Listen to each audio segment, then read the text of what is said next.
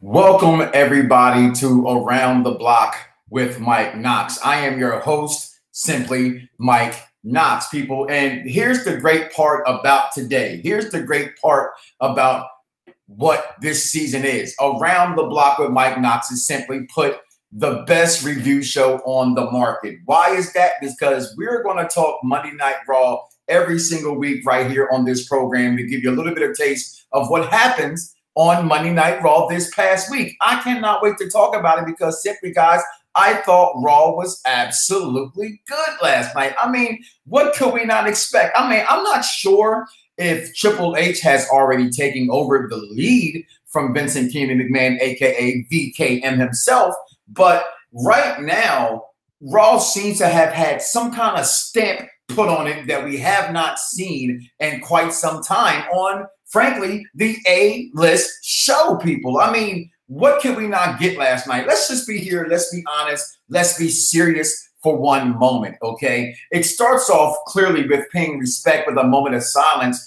to the devastation that happened in Parkland, Florida last week. So that in itself was like, okay, wow, thank you, WWE, for doing that. Way to be classy, as they would say. Stay classy, San Diego. Well, WWE stayed classy with the opening of that part. Then you have Roman Reigns comes out, and everyone, including myself, in the audience at home watching, thinking Roman's coming out to do one thing and one thing only. That's to talk.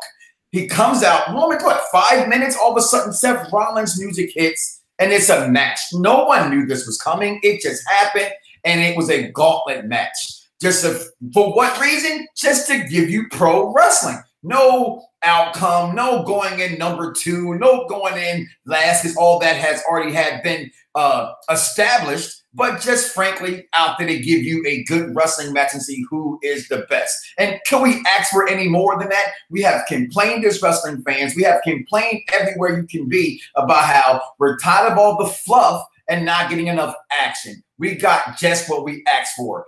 Action. And it started off with this gauntlet match with simply Roman Reigns versus Seth Rollins. Winner, Seth Rollins. And this match did start off very slow. I was wondering, the rumors that came out earlier in the day about Seth Rollins actually being injured and not being able to participate at WrestleMania, which would be a travesty, to be honest. It'd be really hard for a wrestling fan, and as a fan of Seth Rollins, if you are or not, but if you're just a wrestling fan, to say, damn, he's going to miss another WrestleMania after he finally made his WrestleMania last year against Triple H and an awesome win, in my opinion, last year in Orlando. And then now to hear this rumor again that he may miss another WrestleMania, but then he comes out, and to me, he ends all the rumors of that because they gave him a brand new shirt, Monday Night Rollins. I mean, next to this cease and desist shirt from the Elite, from the Young Bucks themselves, that's the best shirt in the market for me right now. Cannot wait to order that shirt. I will be ordering that shirt. That actually might be my WrestleMania shirt for this year that I wear on the day of the event, if you will, so to speak. But in a surprising win, Seth Rollins pins Roman Reigns. And is it too surprising, or it's not? Maybe not too much, because clearly they have a new catchphrase for Rollins. They want to build Rollins. This doesn't hurt Roman in any way. And the look on Roman's face, for those who don't like Roman Reigns, I'm sorry. I love when Roman gives you that all sucks, wow, you're not supposed to beat me kind of grin that he does. Kind of like the LeBron James shoulder shrug when he finally won the second trophy with the MVP, the second year in Miami. It's just an amazing ending to the match. Maybe not the match, not the greatest, but the winning and how it ended in the match was really, really good in my opinion. Then out comes John Cena.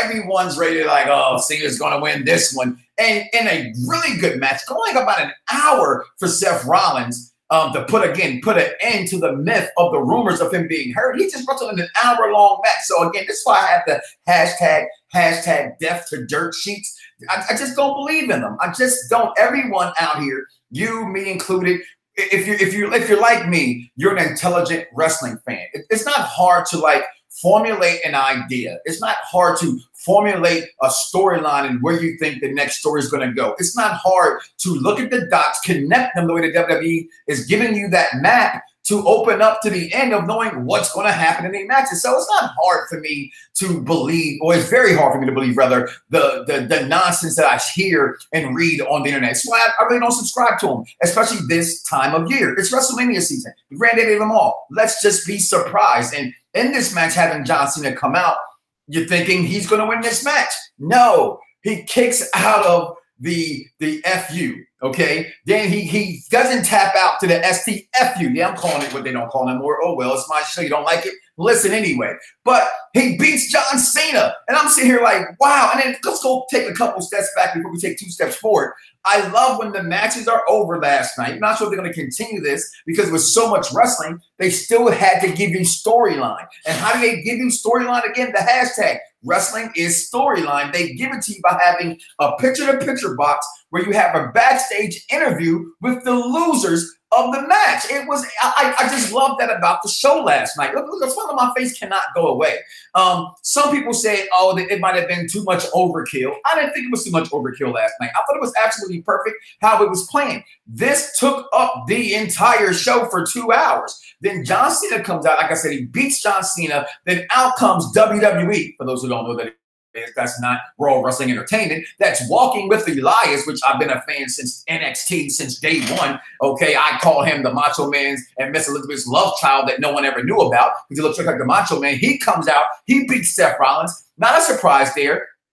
It gives Elias the win that he really kind of needs. He needs big wins because let's be real, who really thinks he's going to win the Elimination Chamber come Sunday? I don't, but I do look at the winners and the participants in this match and say almost anybody could win this match and have an argument case for them winning this match. I would be interested to see it. So then after Elias comes out and beats Seth Rollins, then comes Finn Balor, who again needs to win. Okay, Elias just got a big win over Seth Rollins. Finn Balor wins the match. And then out comes The Miz. And with the help of The Miz Taraj, not a one-on-one match that doesn't, again, hurt Finn Balor, he wins that match, being The Miz. And then here comes the part that completely just made me laugh hysterically at this part. This is why The Miz is truly an A-lister. We had a conversation last night. Will The Miz get another major title run in the WWE? And I think so. And last night I had the conversation with my man Dice Man on Twitter. That's DYCEMAN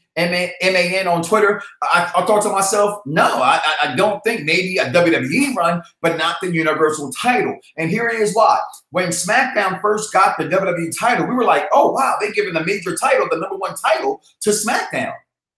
We were all wrong because the #1 title, the company's title, is the Universal title. And not just because Brock Lesnar's on it, but because Brock Lesnar's on it, and because what do they call you? Me. You may call yourself a pro wrestling fan, but they refer to you as the WWE Universe. So if you're what they call their fans the WWE Universe, then that just means one thing. You are their Universal Champion, is their championship. That's how I look at it, because I'm an intelligent wrestling fan. You connect the dots. So then out comes Braun Strowman. Miz takes off running through the crowd everywhere. It's amazing. It is absolutely funny, hysterical. Miz, of course, it's Braun Strowman. He got these hands, okay? He loses to Braun Strowman. Just an amazing, amazing night of 2 hours of wrestling right there. Then to top off the show, to end the show with the women coming out in a 6 women's tag match. With a 6 with the 8. I'm trying to think back. I think it was a 6 women tag team match. All the participants of the women's first elimination chamber, which again I thought was great. The only in between these two things, there was an Oscar interview that got interfered with by Nia Jax setting up their match. I mean, the women's revolution, starting with Ronda Rousey. Say what you want to say, guys, about Ronda Rousey. There would be no women's revolution. There would be none of this stuff going forward if not for the popularity of one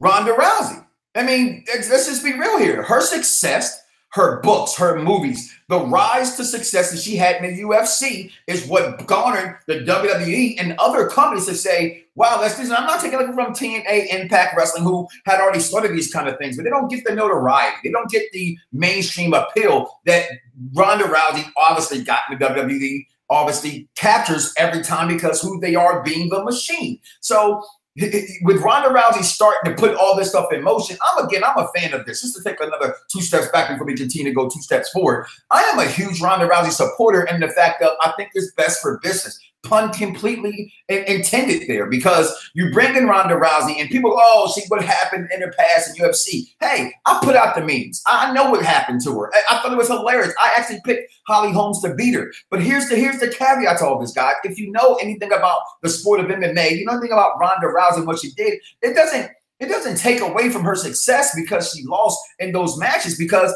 they wouldn't be there without Ronda Rousey. No, I'm not talking about like your girls like Chris Cyborg, who is completely dominant when she was in Invictus and when she was in Strikeforce and things like that. But your Gina Carano's, she didn't want to touch Ronda Rousey. These women didn't want to touch her because she was listen, guys, like Kurt Angle being the Olympic gold medalist. She's a bronze medal winner in judo, okay? And then the part that gets you the most when people get on Ronda Rousey, which again, I hated on her while because of her argument, beef, if you will, whatever you want to call it, so to speak, with Floyd Mayweather. I didn't think was fair. The black man versus the white woman. It just, you're not going to win that argument, Floyd. So I didn't like that part of it. But to see her skills take place, he's just like the Ultimate Fighter's own Ken Shamrock. He came into the WWE with little experience. No one ripped him apart. No one said, oh, Ken Shamrock can't do this. He better be able to do this. Ken Shamrock, before coming in, and listen, he's a friend of the program. I've interviewed Ken Shamrock 4 or 5 times, okay? So I'm saying this from not disrespecting him, but knowing him, saying this to him, and now saying it to you here on Around the Block with Mike Knoxxx is simply that, you know, he wasn't undefeated coming into the WWE. But before this, Ronda Rousey was dominant. She was beating women in an Instagram. This is before Instagram extended their videos and you had 15 seconds to do it, okay? Ronda Rousey is a legitimate American-born badass, and she grew up loving professional wrestling, guys.